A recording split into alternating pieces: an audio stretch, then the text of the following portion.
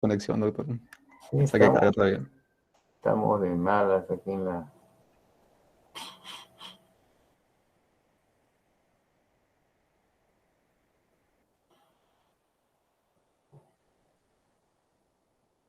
Bueno, vayan anotando entonces su asistencia en el chat.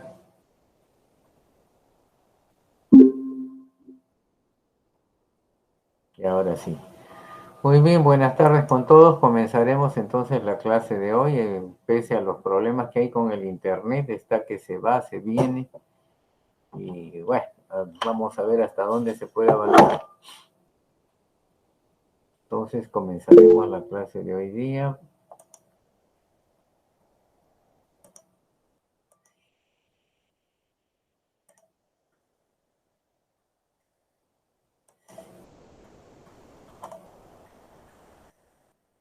Ahí se muestra un poco, pero este momento.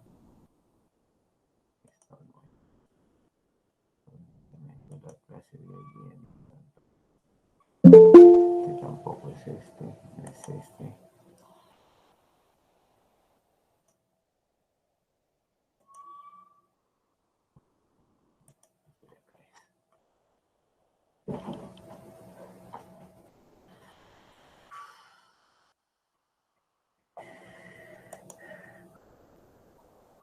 Bueno, espero que vean mi pantalla. ¿La ven, por favor? ¿Me contestan?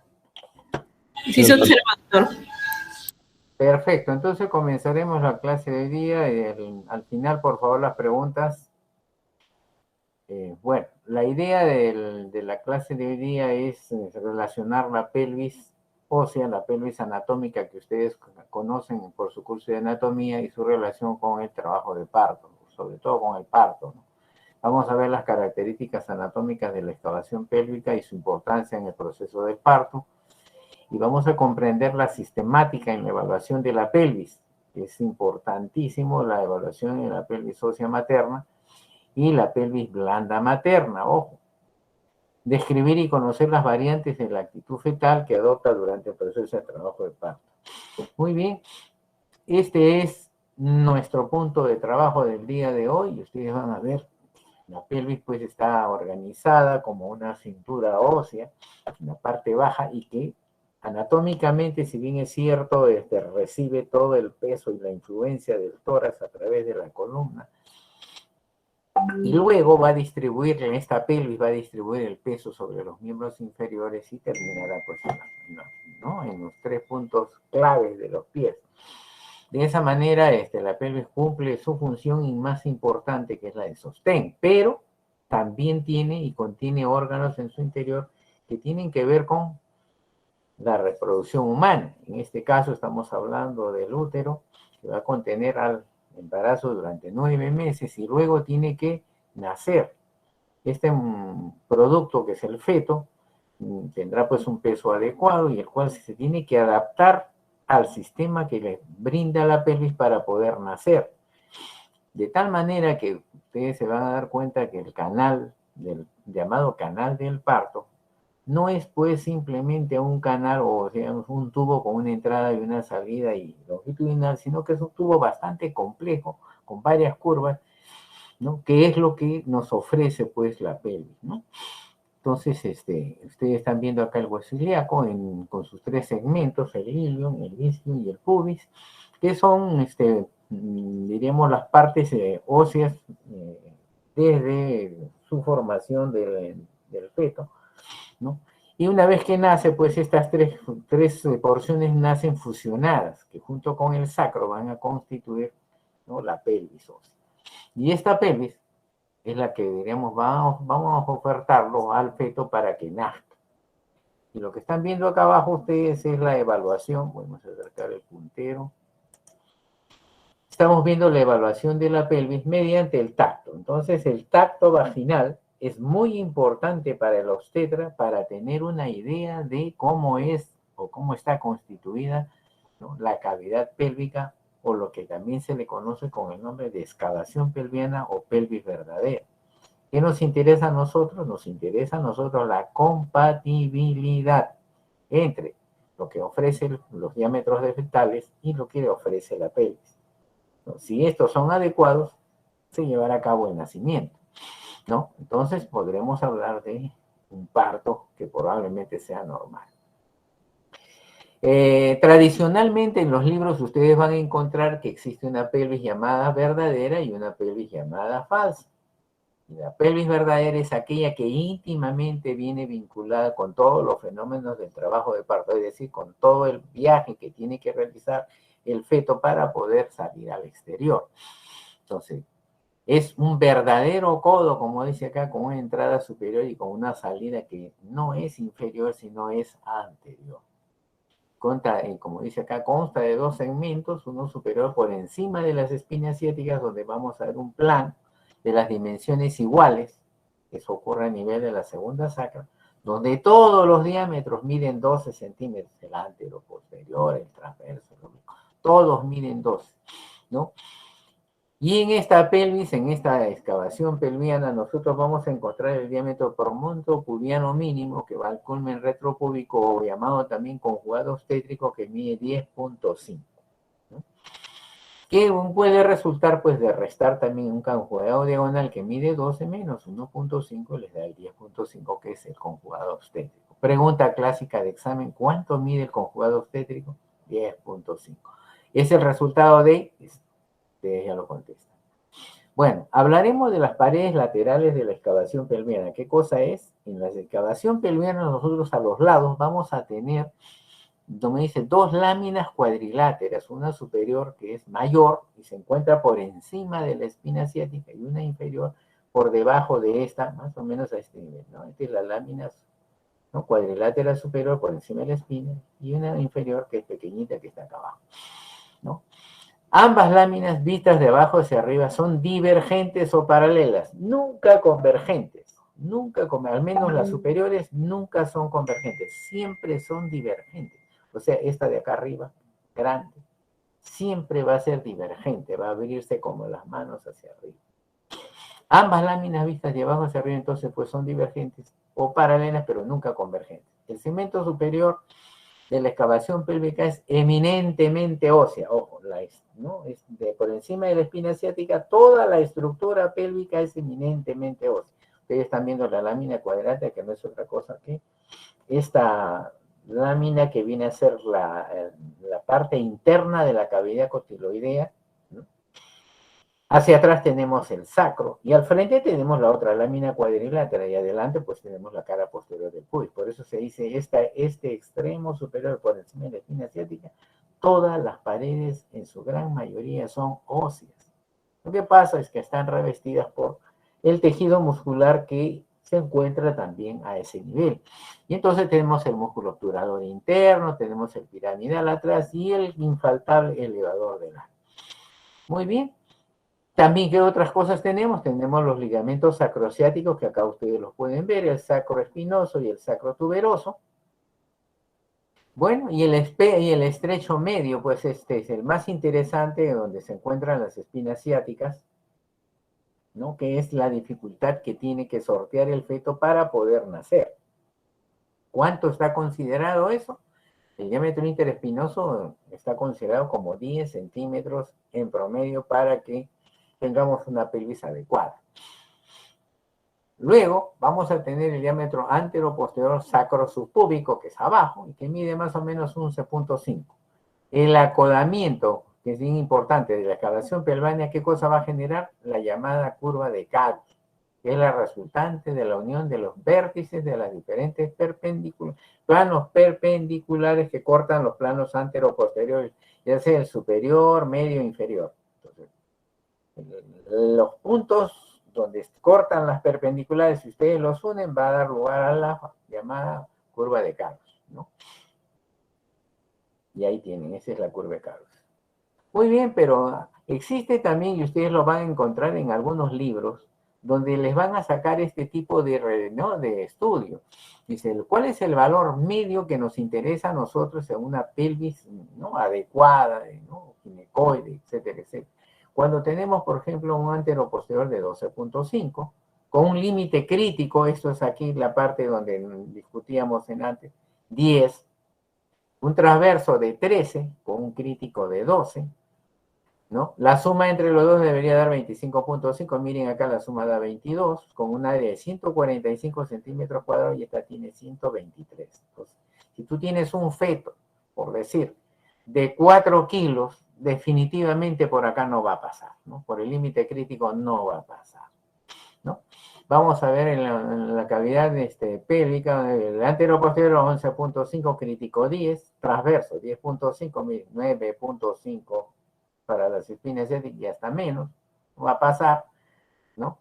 Sumando el valor medio 22 y acá da 19.5 con un área de 125 y un área de 106. Entonces, nosotros, ahora la regla es muy sencilla, para evitar trauma obstétrico, ojo, para evitar trauma materno, y tercero, para evitar problemas de incontinencia oasis, incontinencia fecal o incontinencia urinaria, ¿no? O prolapso en la madre, se está estimando que fetos grandes que pasen los 3.500 deben ir a cirugía para evitar las rupturas del elevador del ano, ¿no? La ruptura del esfínter del ano, la desinserción, ruptura del elevador del ano, que trae estos tipos de síndromes, ¿no? Muy perjudiciales para el futuro de la mujer.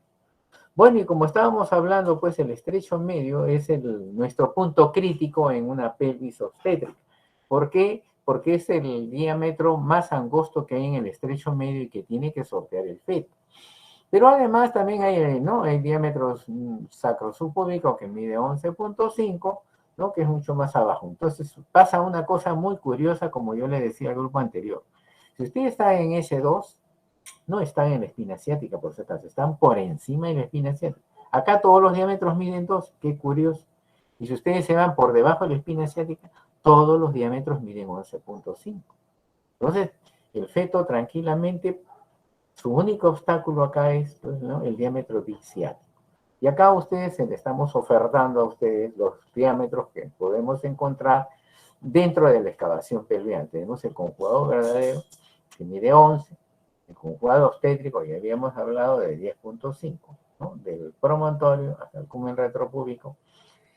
Tenemos acá el conjugado diagonal que se mide con la pistolita que habíamos, ¿no?, discutido, o sea, es el diámetro que uno lo mide con la mano enguantada, ustedes hacen un tacto vaginal y tratan de llegar al promontorio y deben medir 12.5.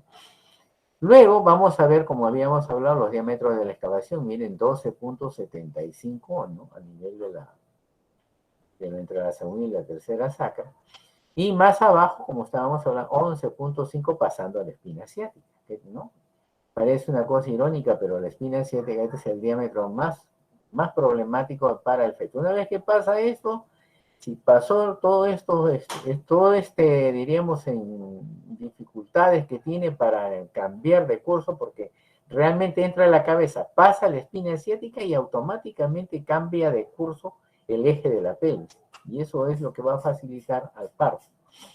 Y entonces vamos a ver, como yo les decía a ustedes, la pelvis falsa, que es la que tenemos acá arriba, que es donde están los alerones, el hueso ilio, donde hay estos platos.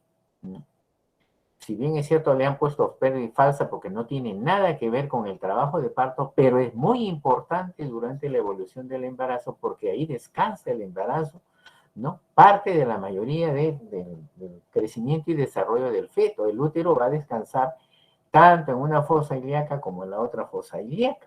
Si bien es cierto, no usará pues la excavación pelviana. La excavación pelviana es exclusiva del trabajo de parto. Entonces, en esta excavación pelviana, nosotros habíamos hablado de una cosa muy interesante y es la lámina cuadrilátera superior, que acá ustedes la tienen, ¿no? La hemos puesto en amarillo, una lámina cuadrilátera y una inferior. La superior está por encima de la espina ciática, ¿no? Que mide aproximadamente más de 4 centímetros de longitud, ¿no? Y que corresponde, ¿no?, veríamos, a la pared interna o a la pared que mida la pelvis, porque en la cara externa de esta lámina cuadrilátera está la cavidad cotiloidea, ¿no? Muy diferente, diríamos, a la lámina cuadrilátera inferior, que es bastante pequeñita y que está relacionada con la otra hemipelvis, porque aquí si la dividimos nosotros, la excavación pelviana, nos vamos a dar cuenta que por encima de la espina ciática toda la estructura es prácticamente ósea ligamentaria, ¿no? Más ósea porque todas las paredes son óseas. En cambio, si nosotros nos vamos a la parte inferior, por debajo de la espina ciática, los componentes óseos son menores y el componente músculo aponeurótico es mucho mayor. Porque aquí nos vamos a chocar con el elevador del ano y todo el complejo de la región perineal, ¿no? Que tiene que trabajar toda esta parte muscular que ustedes ven acá, ¿no? Es que tiene que trabajar para el nacimiento del feto, ¿no? Entonces es muy importante. Entonces aquí la espina ciática, punto crítico diríamos en la excavación pelviana, donde el evaluador, el que está evaluando la pelvis, tiene que ver que la espina ciática sea corta, pequeña, chata, aplanada de adelante a atrás y que tenga una dirección divergente, o sea, que mire hacia afuera, que no mire hacia adentro como si fueran cuernos de toro, porque lo contrario, entonces estaríamos hablando de una pelvis ginecoandroide, ¿no? ¿Por qué es importante la espina ciática? Además de que nos va a ayudar a esto, ustedes van a ver que ahí se insertan los ligamentos, ¿no? El sacro espinoso, el sacro tuberoso, que va a la tuberosidad isquiática. Y a este nivel también se va a jugar el elevador del ano. Pues como ustedes están viendo acá, espina ciática, arco tendinoso elevador, o sea que es una dependencia del obturador interno que ha formado este arco que va del pubis a la espina ciática y del cual se descuelga el músculo elevador del ano, como están viendo ustedes, en forma de hamaca, ¿no? Y que se va a constituir el soporte, prácticamente es el diafragma llamado también pelviano, ¿cierto? Y acá ustedes lo pueden ver abajo con el músculo, la porción interna del pubo ano-coccígeo, anal, la más pegada, diríamos, a los órganos viscerales, y la porción externa, que es la pubo-coccígea. La porción interna, que es la pubo ano-anal, ¿no? O pubo-coccígea, es muy importante porque este es la responsable prácticamente de la última etapa diríamos, del expulsivo. Porque si bien es cierto el feto, una vez que está completa la dilatación, pasa de espina ciática, lo único que le queda como obstáculo es el elevador del ano y el perineo. Pasando el elevador del ano, el feto se va a salir como un corcho de botella de champán si es que ustedes no toman las precauciones del caso. Muy bien, y aquí podemos ver pues una pelvis donde ustedes tienen esquematizadas las partes de él, miren, ¿no?, los diámetros que hemos hablado y las relaciones que tienen, ¿no?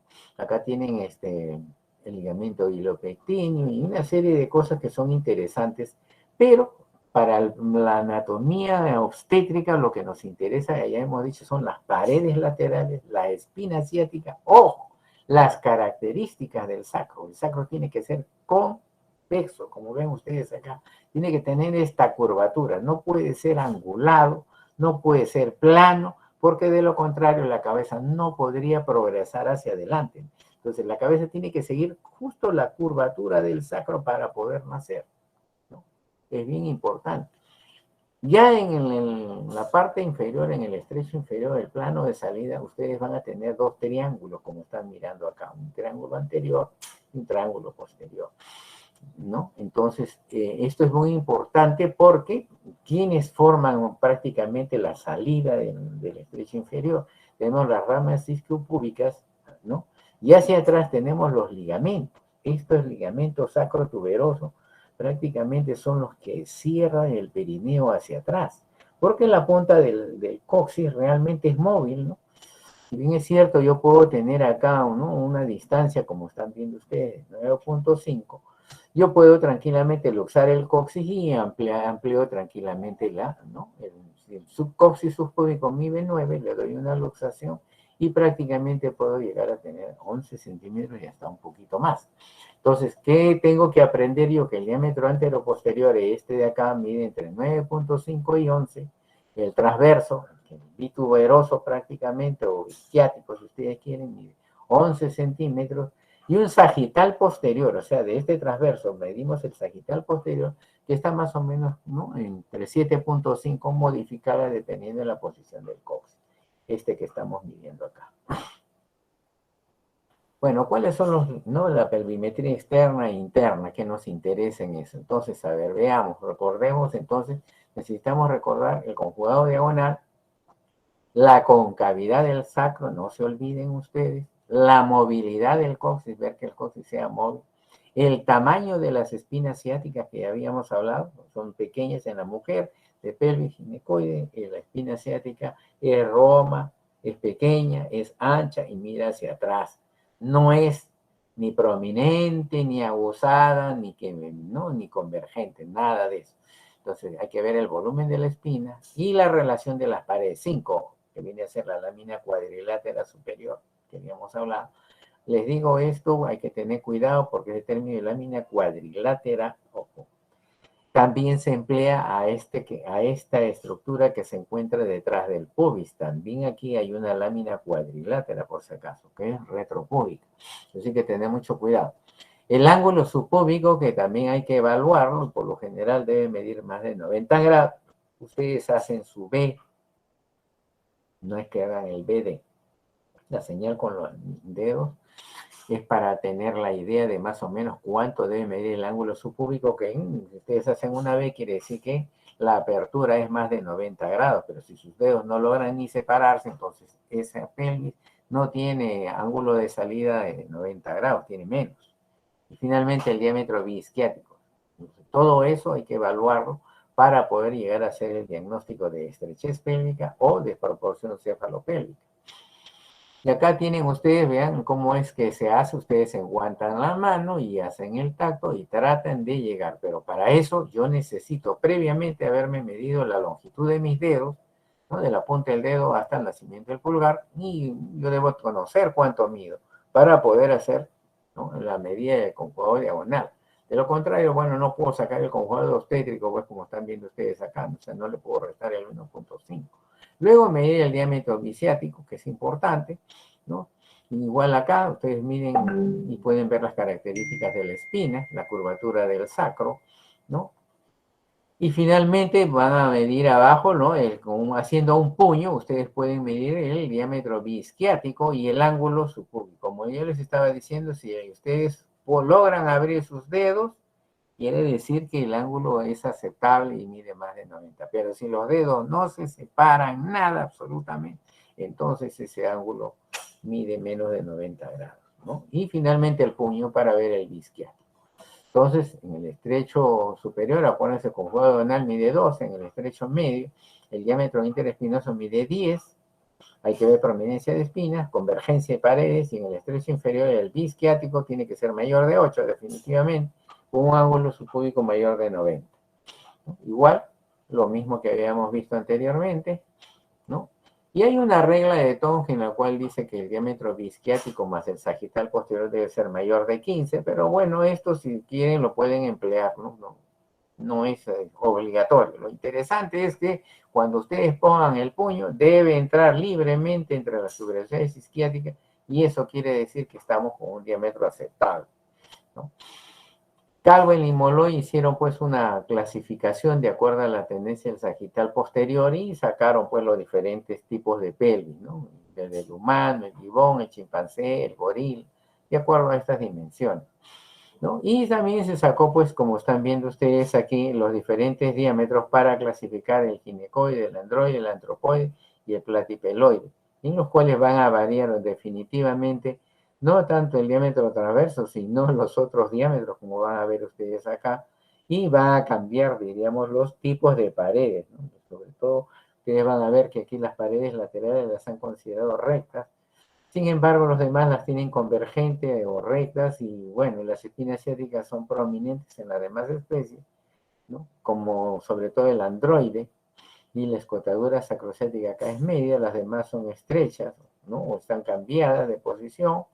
Igual la inclinación y el tipo de sacro, ¿no? Es muy importante. El sacro en la pelvis ginecoide es un sacro chico, o sea, no es muy alto, pero es bastante ancho, y lo importante es cóncavo, ¿no? Y el ángulo de la pelvis. Y hay otras cosas que, por ejemplo, también es importante que ustedes vean cuando visualizan desde arriba una pelvis, se van a dar cuenta que la estructura de una pelvis femenina es mucho más fina, más delgada, menos grotesca. En cambio, la masculina es más gruesa, más pesada, más grotesca, ¿no? Las rugosidades son bien pronunciadas. La pelvis mayor es más delgada y en cambio en el hombre más profunda tiende a ser cónica. El estrecho superior en la mujer es redondeado y acorazonado o triangulares en el caso de la masculina. En el cuanto del ángulo subpúbico es más ancho en la mujer y bastante estrecho en el varón. El orificio obturador es ovalado en la mujer y es redondo ¿no?, en el varón. Un acetábulo es pequeño en la mujer y en el varón es grande y prominente, bastante grotesco, ¿no? Acá tienen ustedes otra manera, diríamos, de tratar de medir el ángulo subpúbico, miren, ¿no? Tratando de ver si los dedos se acercan o se alejan. Acá se tienen que alejar definitivamente, o como están viendo ustedes acá, ¿no?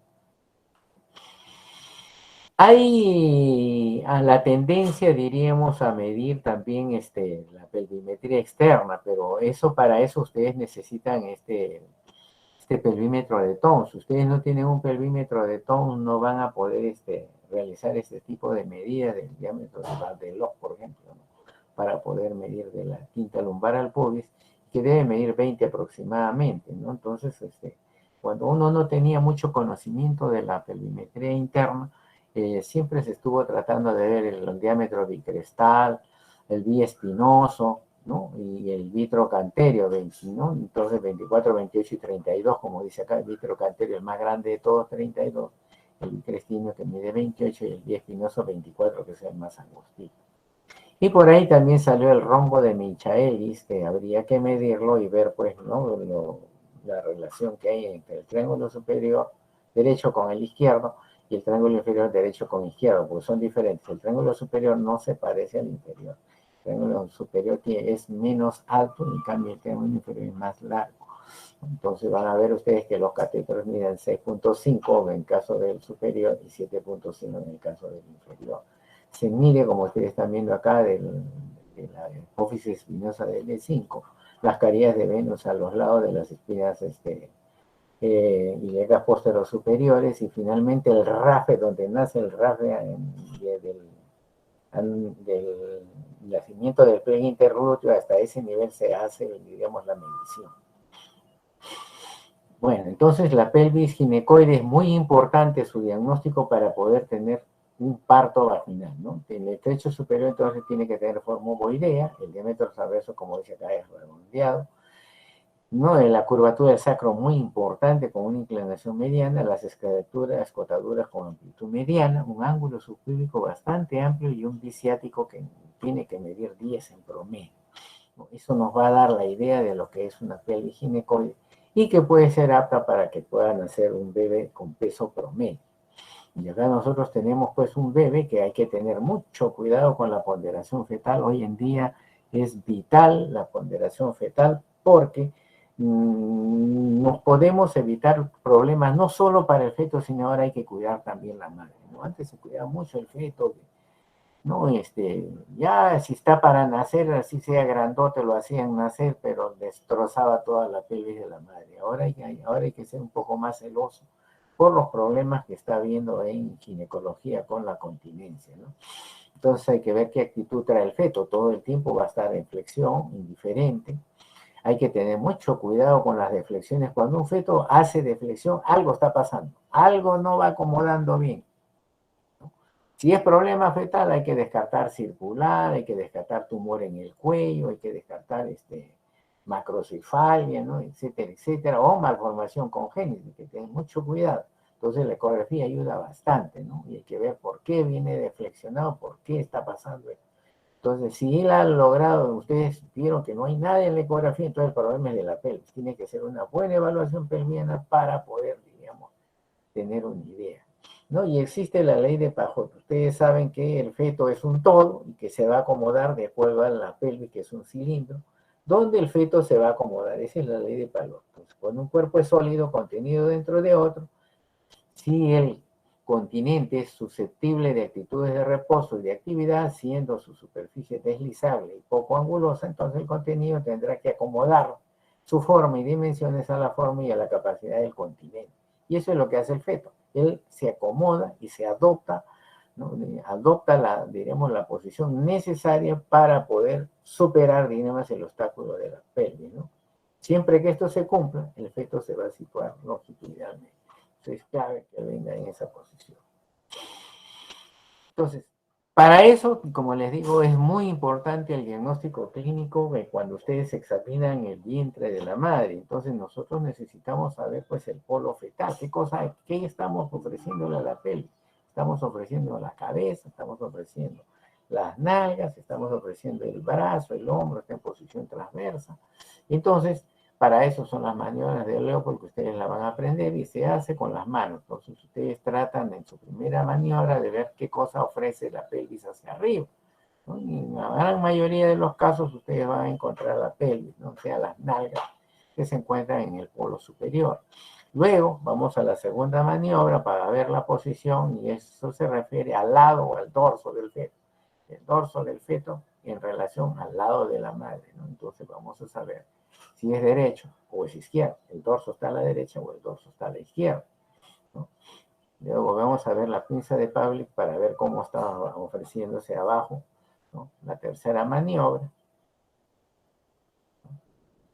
como están viendo ahí, y finalmente la cuarta maniobra para ver si hay encajamiento o no, ¿no? Y después vemos la manera consensuada para tener una idea de cuánto pesa esto. Es importante que ustedes, si pueden por ecografía, puedan conocer algunos detalles del feto, ¿no? Y eso nos va a dar una ayuda tremenda para saber, pues, si estamos frente a un feto demasiado grande o estamos frente a un feto adecuado o pequeño. Para eso, entonces, es necesario que sepamos cuánto va a ofrecer el feto a la cabeza el feto a la entrada de la pelvis. Y entonces, sabiendo que el diámetro máximo es 13 en la pelvis y el mínimo que nos va a ofrecer es 11, entonces vamos viendo de qué cosa tenemos acá. 11.5 es el diámetro menor en la pelvis, entonces vamos a ver. Entonces, el occipito frontal, como ustedes están viendo acá, ¿no? Es un diámetro que mide entre 11.5 y 11 en promedio. El occipito mentoniano, de acá, que ustedes tienen que ver cuánto ofrece. El occipito mentoniano tiene 13.5 y es un diámetro bastante grande, jamás va a pasar el 13.5, por eso es que el feto tiene que flexionar la cabeza. ¿Para qué? Para ofrecernos este triángulo que ustedes están viendo acá, el 1,4, ¿no? O nos ofrece el suboccipito bregmático, o nos ofrece el tráqueo bregmático, ¿no? Que son los que miden 9.5, ¿no? También tenemos que saber, ¿no? Si esto es lo que ofrece, diremos, el feto en cuestión del diámetro longitudinal, vamos a ver en los transversales. En los transversales el diámetro más angosto es el bitemporal, que mide 8.5, y en el biparietal 9.5. Si el diámetro más chico que obtenemos en la pelvis es 11.5, entonces sobrado esta cabecita va a poder entrar a la pelvis y hacer el viaje, ¿no? No hay ningún problema a ese nivel. Lo mismo, entonces, acá la cabeza va a tener que buscar la flexión adecuada para ofrecer el diámetro más pequeño, que es el suboccipito bregmático, 9.5. Y tienen algunas cosas que son interesantes, como por ejemplo conocer la circunferencia occipital, que es 34, o el occipito bregmático, que mide 32, ¿no? Y vamos a ver, ustedes tienen a la vez otros diámetros que aprender, que son también interesantes, pero los más importantes somos los que hemos mencionado. Son los que van a hacer prácticamente la convalidación con la piel para ver si se va a llevar a cabo el parto, ¿no? Entonces, tenemos pues, algunos diámetros: el suboccipito bregmático, como habíamos dicho, 9.5, el occipito frontal 12, el sincipito mentoniano 13.5, el segmento bregmático 9.5, igual que el bregmático, que puede tranquilamente, ¿no?, pasar por la pelvis. El suboccipito frontal, imagínense, 10.5, ¿no? Y aquí tenemos los perímetros, ¿no?, que ya habíamos mencionado. Entonces, es muy importante saber los diámetros transversos. ¿Cuánto mide el biparietal? 9.5. Un bitemporal de 8. Entonces, son diámetros que son asequibles, diríamos, a la pelvis. Asimismo, también debo conocer yo cuánto, diríamos, de circunferencia puede pasar. Miren, el diacromial, ¿no? El diámetro mide 12, pero la circunferencia mide 35 y es adecuada, ¿no? O sea, mientras estemos por debajo del 36, estamos felices porque va a pasar sobrado. No vamos a tener ningún problema. El vitrocanterio, 21, entonces pasa sobrado. Y acá tienen nuevamente algunos, ¿no? Resumiendo lo anterior, el occipito frontal dijimos 11,12, el abdominal 10 milímetros de diámetro, el externo dorsal 9,5, el sacropódico 5, sacropetibial 12, la la cintura pélvica 8 centímetros y la cintura biacromial 8 centímetros. Diámetro transverso biacromial de 12 con perímetro de 35, o sea, estamos todavía por debajo del 36, no hay problema. El vitronco anterior 9,5, 21 de perímetro, abdominal 10, biocrestal 12 y bitemporal 8. Entonces, todos estos son los diámetros adecuados que debemos conocer. También, por otro lado, es bueno conocer también la circunferencia que ya habíamos mencionado. Aquí la tienen ustedes, el perímetro cefálico va de 32 a 36, menos de 38 pasa sobrado, perímetro toral 30 a 34 igual, perímetro abdominal 30 a 33, perímetro braquial 11, 7, 9, longitud plantar, ¿no? Y longitud coronal 48, 52, longitud corona coxis 34, 37.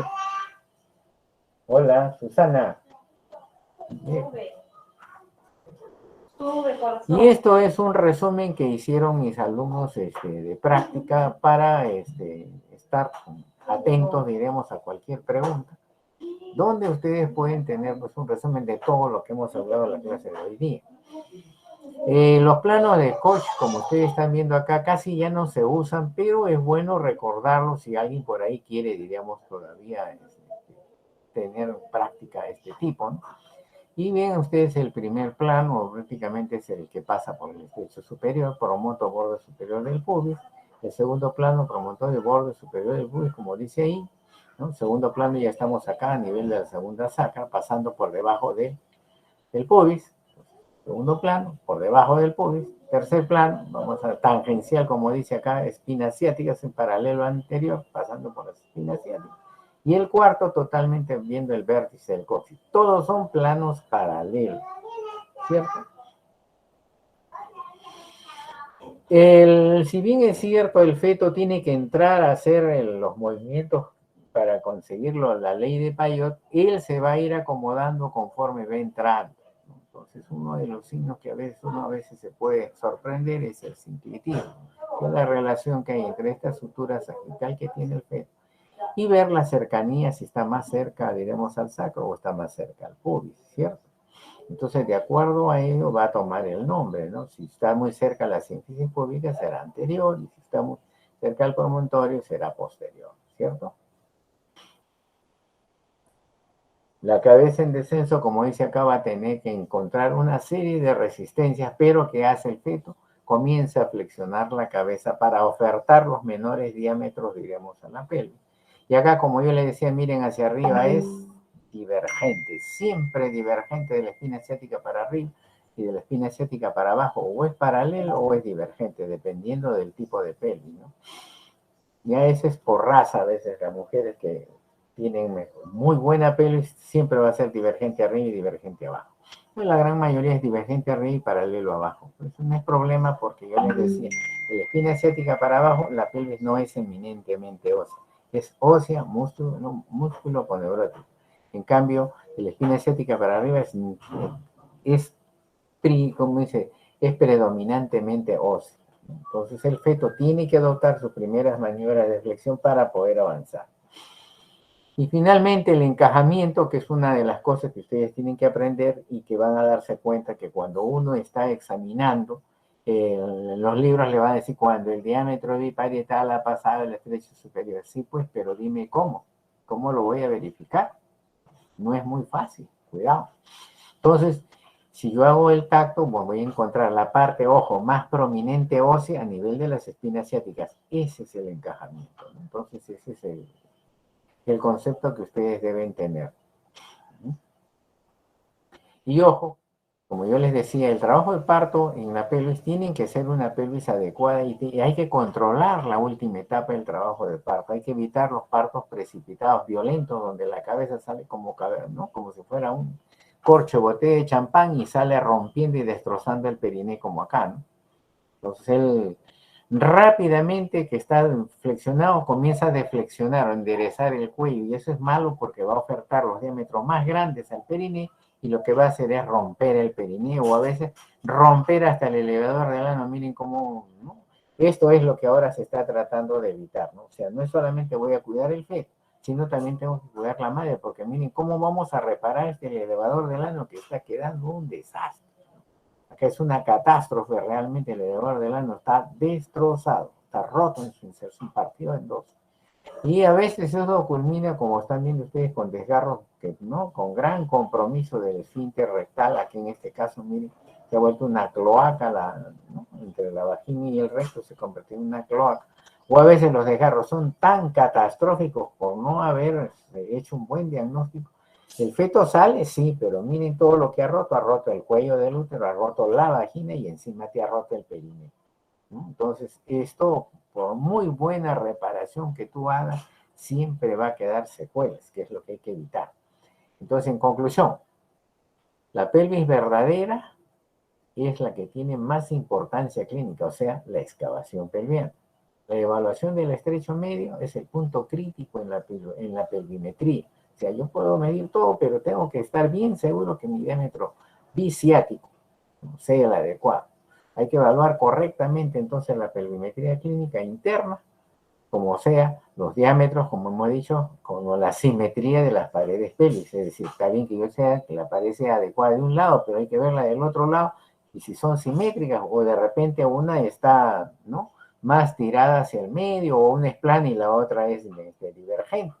Y eso ocurre en las mujeres que tienen pues acortamiento de miembro inferior, han tenido poliomielitis, ¿no? O han tenido un problema ¿qué te digo?, de luxación de cadera congénita, ¿no?, en su infancia. Entonces, todo eso hay que tener como antecedentes importantísimos, porque eso te va a hacer el diagnóstico si vamos a tener un buen trabajo de parto o un mal trabajo de parto.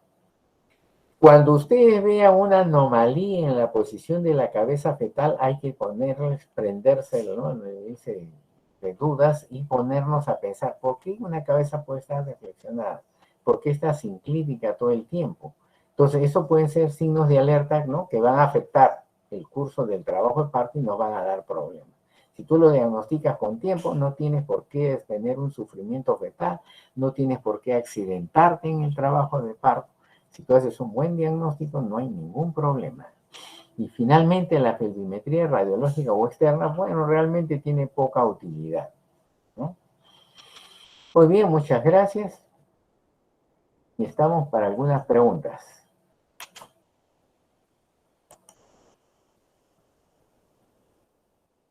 Hola.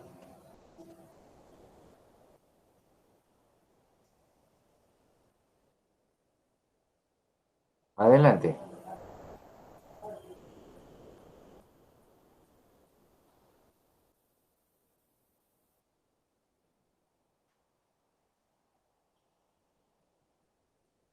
Parece que no quieren preguntar ustedes.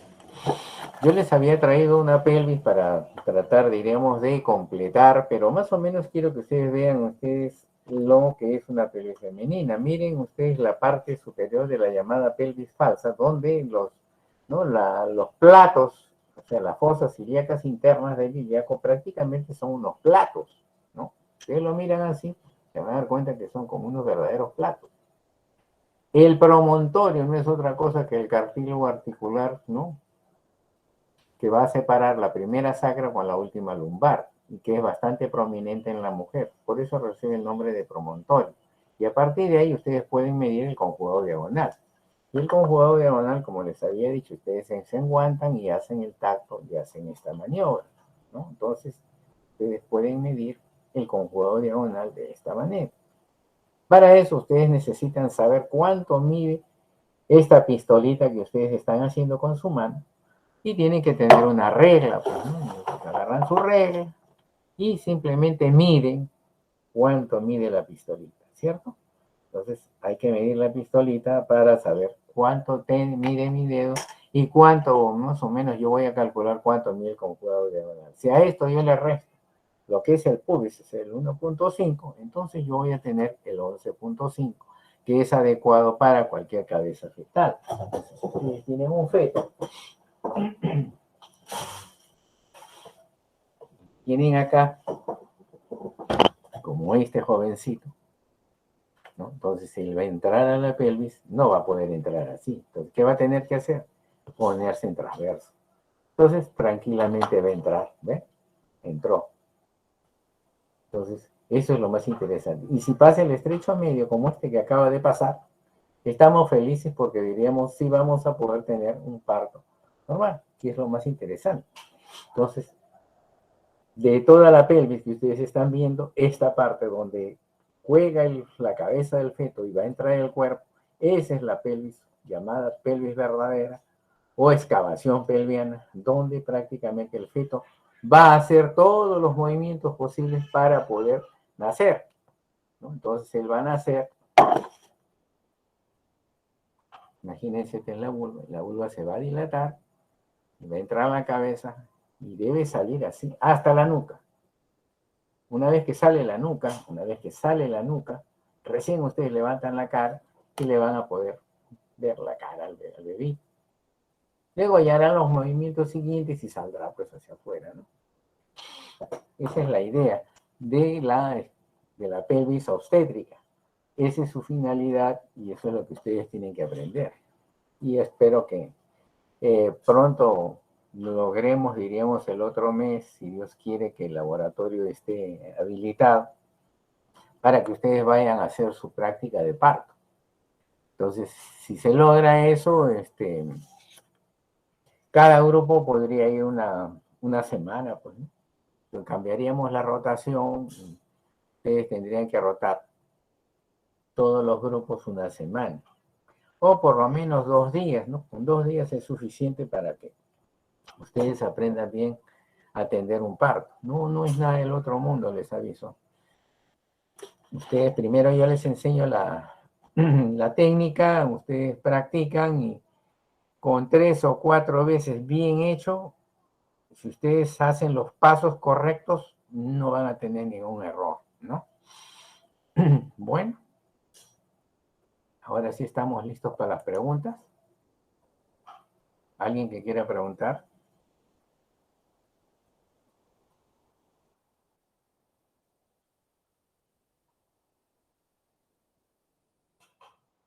Hola.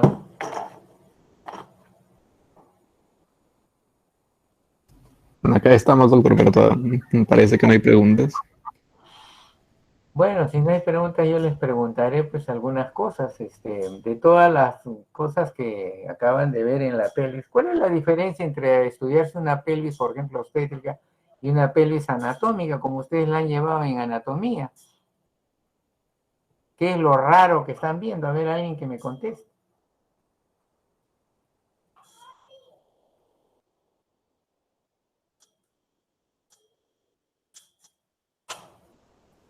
Parece que tu promoción todos son calladitos. ¿Qué pasa, muchachos? ¿Quién no ha asistido? Porque solo hay 59 conmigo, o sea, hay uno que no ha venido.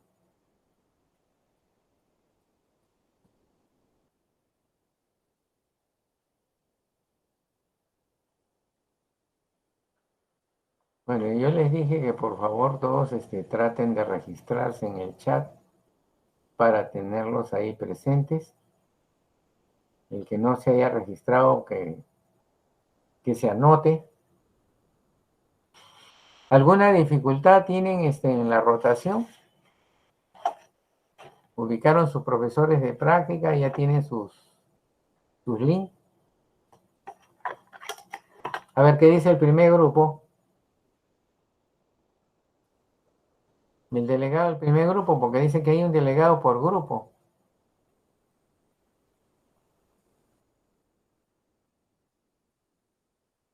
Sí, doctor, buenas tardes. Cuéntame, ¿con quién estás rotando? Con el doctor Urquiaga, doctor. Pues sí, hoy día sí hemos tenido práctica y pues sí se ha llevado normal, se ha llevado, Bueno, me alegro que no tengan problemas. y ha ¿Quién es sido el muy segundo? provechoso. Qué bueno. ¿Quién es el segundo grupo? Delegado. Buenas noches, doctor. ¿Qué tal, Araceli? Cuéntame. Sí, nosotros estamos rotando con el doctor Caicedo.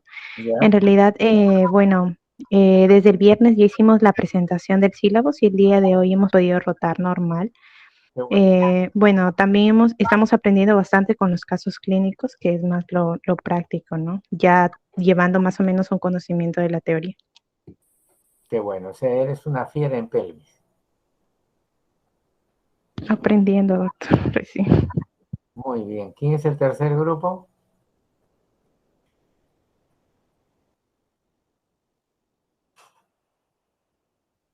¿No hay delegado en el tercer grupo? Hola. ¿Lo mataron al delegado? ¿Quién es del tercer grupo? ¿Alguien del tercer grupo que diga algo? Doctor, buenas tardes. Cuéntame, Kevin. ¿Quién es tu profesor? Nosotros estamos con la doctora Laura Rojas. ¿Y qué tal? ¿Cómo les ha ido? Bien, hemos estado haciendo lo que es, hemos estado programando y hemos contratado con la doctora, hemos estado programando que va a ser un repaso y además nos está permitiendo la facilidad de poder ir rotar algunos días con la doctora. Ya, sería bueno que vean el sílabus, ¿ah? Por si acaso, hay que respetar lo que está en el sílabus. O sea, en el sílabus también está la parte práctica, o sea, todo está bien coordinado, ¿no? O sea, puedes hacer más práctica, yo no digo que no, pero traten de cumplir lo que está ahí también de meta, ¿no? O Sí, sea, no, doctor, sí hemos programado también con casos clínicos con la doctora también, una aparte. fiera eres en clínica, uno de los defectos de la Pedro Ruiz Gallo es que antes de la semiología ustedes se aventaron a la clínica. Y lo mismo quieren hacer en obstetricia, tengan cuidado, porque en obstetricia si tú no haces una buena clínica, o sea, un buen diagnóstico semiológico, en la clínica te caes de cabeza, o sea, cuando vayas a tener un parto o tengas un caso de problema, te vas a caer de cabeza. En obstetricia es bien traicionero si tú no haces un buen diagnóstico. Un buen diagnóstico es un buen examen, una buena anamnesis, flaco. Así que tengan cuidado, no se confíen, esto no es medicina interna. Tengan cuidado. ¿Quién sigue? Yo, doctor, mi grupo con el doctor Ardemar. Cuéntame. También hemos hecho un repaso de lo que se ha visto en la clase y estamos viendo la posibilidad de ir al hospital el día que se pueda. Bueno, Sí. qué bueno si logran ir al hospital porque ojalá los dejen porque hasta ahorita todavía no está el permiso porque están viendo para el segundo semestre, o sea, a partir de julio. Nosotros estamos en primer semestre y acabamos, creo, en octubre, pero la orden está a partir de julio. Claro, pero Ojalá la caten, pues, MINSA sin problemas, ¿no? Pues el Seguro Social sí está, todavía no hay nada, creo. ahí está bien difícil porque ni convenio tenemos todavía. Sí, está feo. Bueno, ¿quién sigue en grupo? El grupo 5, doctor, los que rotamos con usted. Ah, ya, yo que yo pensé que grupo 5 de Monsefu ya me estaba alegrando ya. Bueno, yo ya sé cómo están ustedes. ¿Quién es el que sigue? Doctor, estamos rodando con el doctor Fallen. ¿Qué tal? Con ¿Cómo les va? ¿A dónde están? ¿Qué tal? Con el doctor Fallen, con respecto a las prácticas, el fin de semana hemos estado viendo un par de casitos, han llegado y todo bien. Estamos coordinados también para lo que va a ser la práctica de esta semana. Ya, me alegro, pero no olviden mirar siempre sus sílabos lo que les toca, porque yo te puedo presentar un montón de cosas en obstetricia, pero Claro. es importantísimo lo otro, ¿ya? Listo. ¿Quién es el último grupo o hay alguien más? Buenas tardes, doctor. Mi grupo rota con el doctor Edison Vázquez Barahona. El día de hoy realizamos la práctica de acuerdo al sílabo. También hicimos la exposición pertinente al tema. El doctor se tomó nos explicó nuestras dudas, hizo un breve resumen de lo que habíamos abordado y también nos dio las pautas para llevar las prácticas esta semana, así como las pautas para el seminario que se va a programar el día viernes. Muy bien, entonces estamos sobre ruedas. Ojalá Dios quiera no tengamos obstáculos, oye, porque para dificultades, bueno, ya bastante estamos sufriendo. ¿Quién falta? Somos todos, doctor. Creo que nadie. Listo, y muchas gracias. Listo, doctor, muchas gracias. No olvide tener la grabación. Ya, no hay problema. Entonces yo voy a ver ahora a ver si no me cortan el internet para tratar de ponerme al día. Entonces mi grupo ya prácticamente el día miércoles está para relajarse. Le voy a dar un tema más bien para que vayan a leer. Y ese lo voy a mandar por el chat. Listo. Nos vemos entonces. Voy a tratar de parar la grabación. Vamos a ver.